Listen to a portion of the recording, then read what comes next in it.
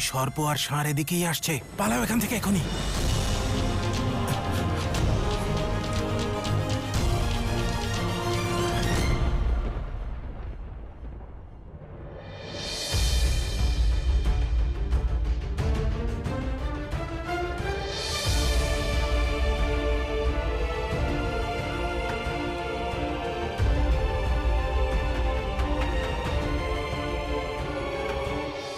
এসব কি হচ্ছে? আমি তো কিছুই বুঝতে পারছি না গো।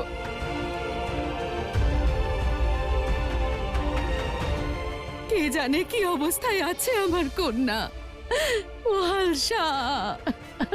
অধীর হয়েও না মহালসার মা, ধৈর্য ধরো। মহাদেব আমাদের কন্যাকে অবশ্যই রক্ষা করবেন। হে প্রভু, এত খোঁজার পরেও মার্তণ্ড আর মহালসার কোনো খোঁজ পাওয়া গেল না। ওদের কোনো খবরও পাওয়া যাচ্ছে না। কোথায় খুঁজবো? এমন কি অনর্থ হয়ে গেল? কোথায় চলে গেল মার্তণ্ড আর মহালসা? আর ওই দুষ্টেরা যারা আমাদের সত্যিটা জানাতে পারতো, ওদেরও প্রাণ চলে গেল। এবার কি করে জানতে পারবো কোথায় গেছে ওরা দুজন? ওদেরকে পাওয়া যাচ্ছে না, অর্থাৎ আমার সেবকেরা তাদের কাজ ঠিকঠাক ভাবেই করেছে, মহালসাকে এই গ্রাম থেকে দূরে নিয়ে গেছে। এবার যতদিন শিবের শ্রাবণ চলবে ততদিন শক্তির শিবের মন্দিরে প্রবেশ করার কোনো সুযোগ থাকবে না। ধনে, আমরা কতক্ষণ এভাবে হাতে হাত রেখে অপেক্ষা করব? আমাদের গিয়ে মার্তণ্ড আর মহালসার খোঁজ করা উচিত। আমাদের যাওয়া উচিত। মহালসা বিপদের মধ্যে আছে আর আমরা এখানে উৎসব পালন করব, এটা হতে পারে না। হ্যাঁ, যাওয়া উচিত। যাওয়া উচিত, হ্যাঁ, যাওয়া উচিত, আমাদের যাওয়া উচিত। যাওয়া উচিত আমাদের, হ্যাঁ, যাওয়া উচিত, হ্যাঁ, যাওয়া উচিত। যাওয়া উচিত আমাদের, যাওয়া উচিত আমাদের, হ্যাঁ, যাওয়া উচিত, যাওয়া উচিত। আরে ওই দেখো, কেউ আসছে।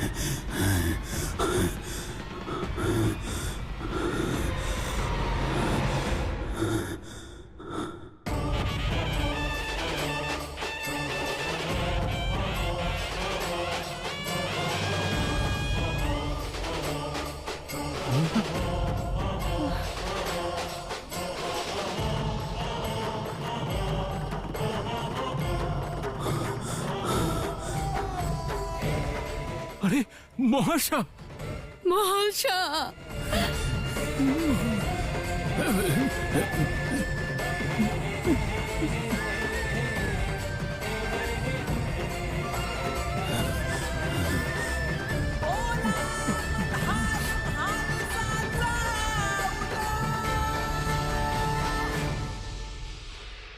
আমি বলেছিলাম না মহাশার মা, মহাশা অবশ্যই আসবে।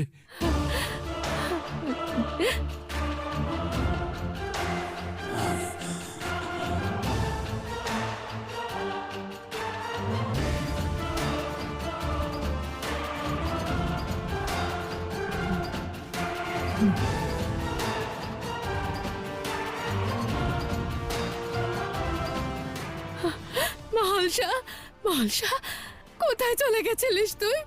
তোর চিন্তায় যে আমার দম বন্ধ হয়ে আসছিল মা। তুই তো আঘাত পেয়েছিস আমার কন্যা।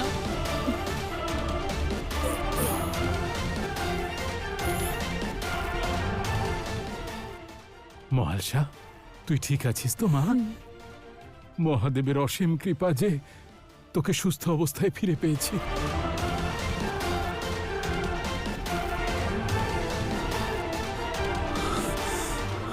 অসম্ভব। মহালসা, পুত্রী তুমি ঠিক আছো তো? এই আঘাত? ঠিক আছে কাকা, কিন্তু যদি মারতণ্ড না থাকতো তাহলে হয়তো সুস্থ অবস্থায় ফিরতাম না।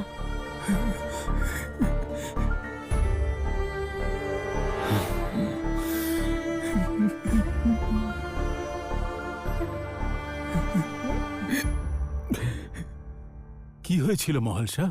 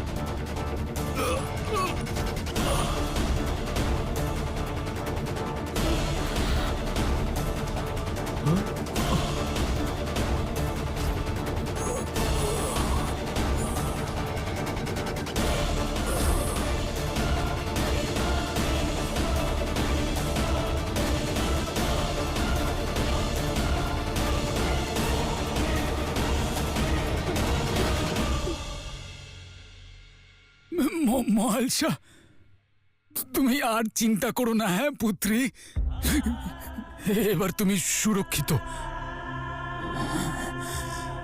তোমার মল্ল কাকার মণি কাকা বেঁচে থাকতেও তুমি এমন বিপত্তির সম্মুখীন হলে, তুমি এত সংকটের সম্মুখীন হলে, এর জন্য আমি ক্ষমা প্রার্থী পুত্রী। তুমি চিন্তা করো না।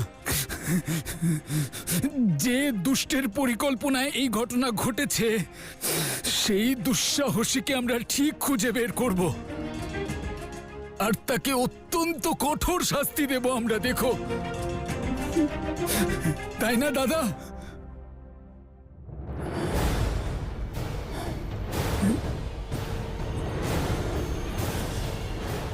দাদা,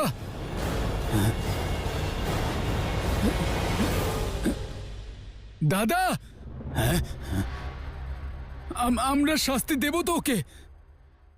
হ্যাঁ হ্যাঁ, নিশ্চয়ই। হ্যাঁ, কঠোর শাস্তি দেব তাকে। এই, হ্যাঁ, শাস্তি দেব।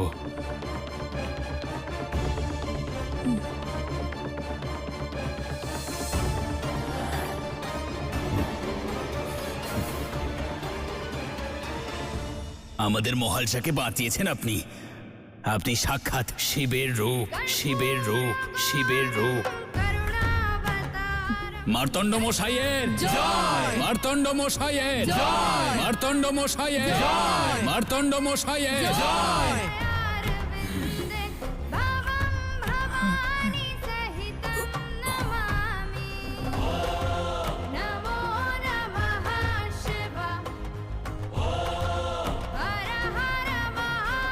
মার্তণ্ড মশাইয়ের জয়, মার্তণ্ড মশাইয়ের জয়, মার্তণ্ড মশাইয়ের জয়, মার্তণ্ড মশাইয়ের জয়, মার্তণ্ড মশাইয়ের জয়, মার্তণ্ড মশাইয়ের জয়, মার্তণ্ড মশাইয়ের জয়, মার্তণ্ড মশাইয়ের জয়, মার্তণ্ড মশাইয়ের জয়, মার্তণ্ড মশাইয়ের জয়, মার্তণ্ড মশাইয়ের জয়, মার্তণ্ড মশাইয়ের জয়, মার্তণ্ড মশাইয়ের জয়, মার্তণ্ড মশাইয়ের জয়, মার্তণ্ড মশাইয়ের জয়, মার্তণ্ড মশাইয়ের জয়।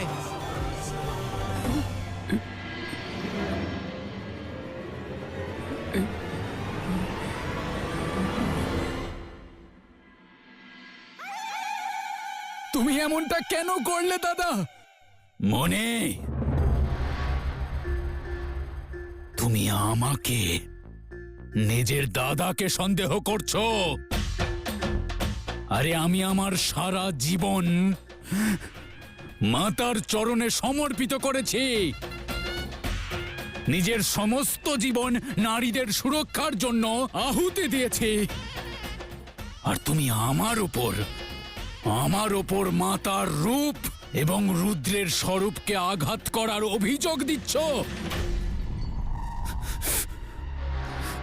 না না মনে, তোমার থেকেই আশা করিনি আমি। আরে এর থেকে ভালো তো এটা হতো যে তুমি একটি ত্রিশূল দ্বারা আমার মস্তক ছিন্ন করতে, বিনাশ করতে নিজের দাদার।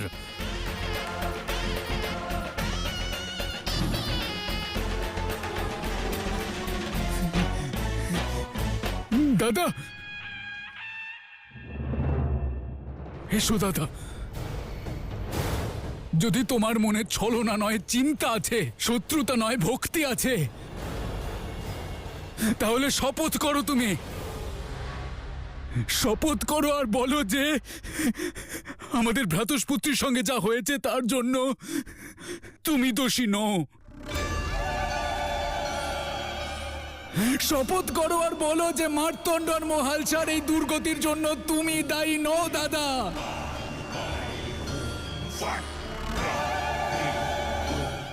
আজ কেবল সত্য নয়, আমার বিশ্বাস আর ভক্তিরও পরীক্ষা। তাই যদি তুমি নির্দোষ হও তাহলে শপথ করো দাদা। তোমার ভক্তি আমাদের একমাত্র শক্তি মনি। যদি এই কবচ ভেঙে যায় তাহলে মার্তণ্ড শিব হয়ে যাবে আর মহালসা মহাশক্তি হয়ে যাবে। আর এটা হওয়া থেকে আটকাতে যদি মায়ের নামে মিথ্যে শপথ করতেও হয় আমাকে, আমি করব।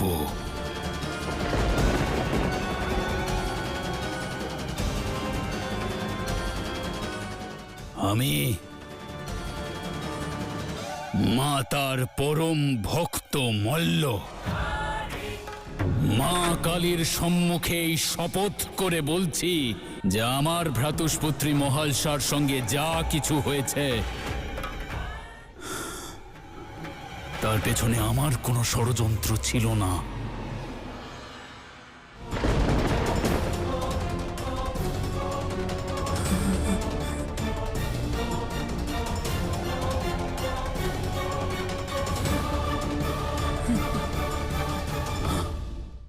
হয়েছে? পেয়েছো তোমার এই মনের ভেতর শান্তি পেয়েছো তো? আজ আমার শপথের দ্বারা আমার ভক্তির উপর থেকে কলঙ্কের দাগ তো মুছে গেল মনি, কিন্তু আমার মনেই যে আঘাত করলে তুমি, এটা কখনো সারবে না। না না না না না না, আমার নিজের ভাই আমাকে সন্দেহ করে। না না না না না না না দাদা, না না দাদা, না না দাদা।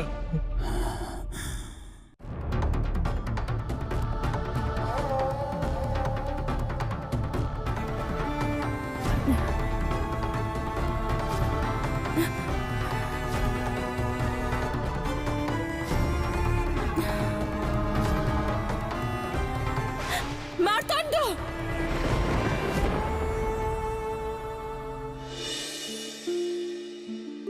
এ কেমন রহস্য, জটিল হয়েই চলেছে। কেমন সম্পর্ক যা জামাই মার্তণ্ডের দিকে আকর্ষিত করছে। स्वरूप में शिव शक्ति है पुनः मिले। প্রথমে সেই স্বপ্ন, তারপর মার্তণ্ডের সঙ্গে দেখা হওয়া, আর এই ঘটনা। কোনো না কোনো সংযোগ আছে আমার মার্তণ্ডের সঙ্গে।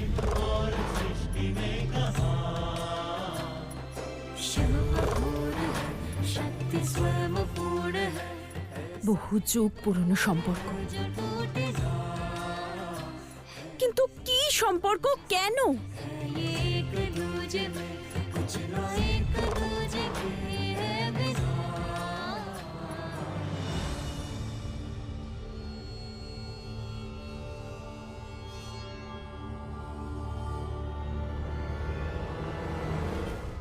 আমাকে ক্ষমা করে দাও দাদা। মহালসার চিন্তায় আমার মতিভ্রষ্ট হয়ে গেছিল দাদা। মহালসার প্রতি স্নেহ আমাকে নেত্রহীন করে দিয়েছিল দাদা। আমি তোমার ভক্তিকে বুঝতে পারিনি দাদা, আমায় ক্ষমা করে দাও। তুমি তুমি আমার প্রাণ নিয়ে নাও দাদা, তুমি আমার প্রাণ নিয়ে নাও দাদা, কিন্তু আমায় ক্ষমা করো, দয়া করে আমায় ক্ষমা করো দাদা। কি বললে তুমি? হ্যাঁ, তোমার প্রাণ নেব আমি? তোমার প্রাণ রক্ষা করার জন্য তোমার এই মল্ল দাদা নিজের প্রাণ দিয়ে দেবে, আর তুমি বলছো আমি তোমার প্রাণ নিয়ে নেব? হ্যাঁ, মূর্খ পাগলা কোথাকার। আচ্ছা ঠিক আছে, চলো চলো, আর চোখের জল ফেলার প্রয়োজন নেই। হ্যাঁ, কখনো কখনো সন্দেহের তলোয়ারের সামনে সম্পর্ককেও নতজানু হতে হয় মনি।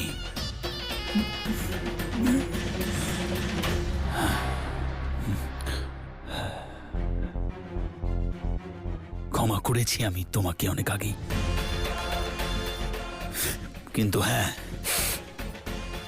এই সন্দেহ তোমারই অন্তিম সন্দেহ ছিল নিজের দাদার প্রতি। আজকের পর তুমি আর কখনো নিজের এই মল্ল দাদাকে সন্দেহ করবে না। হ্যাঁ দাদা।